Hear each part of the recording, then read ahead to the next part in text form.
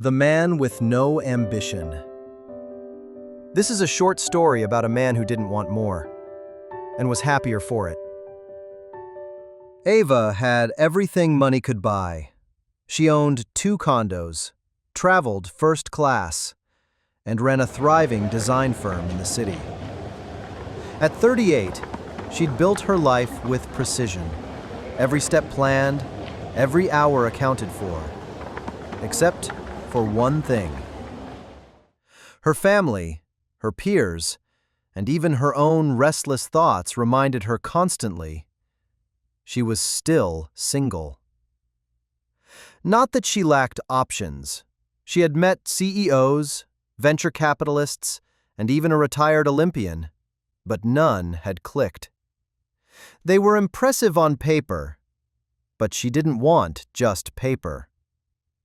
So when her friend invited her to a small countryside art retreat, just to breathe, reset, Ava went, mostly out of politeness. She expected a weekend of wine and watercolor. What she didn't expect was to meet Daniel. He was quiet, soft-spoken, in his early 40s. He wore threadbare jeans, had sun-worn skin, and smelled faintly of cedarwood. He wasn't a guest. He managed the garden on the property. They spoke once when Ava complimented the tomatoes. She found him again the next day, sitting under a tree, eating lunch from a tin container, and sketching something in a notebook. You work here full-time? She asked casually. Most days. He nodded. The garden keeps me busy. No plans to expand? She asked, gesturing at the modest rows of vegetables and herbs. You could supply restaurants, maybe start a brand, with the right connections. Daniel chuckled. Then I'd need more land, more people, more hours. She smiled. Exactly. Then you could scale. Get out of this small place. He looked up at her, not unkindly, but with a hint of curiosity. Why would I want to get out of here? She paused.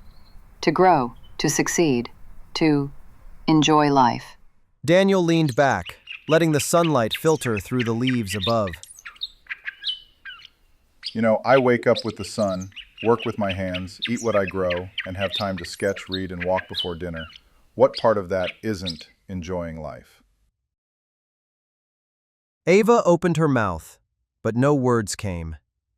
She had a schedule, a 5-year plan, a growing list of goals. And suddenly, none of them felt as solid as the dirt beneath his boots. She didn't end up falling in love with Daniel. This wasn't that kind of story.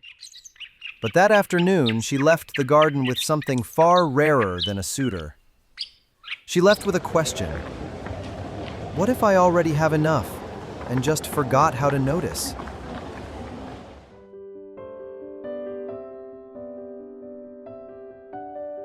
If this story made you pause and reflect, subscribe for more thought-provoking short stories like this one.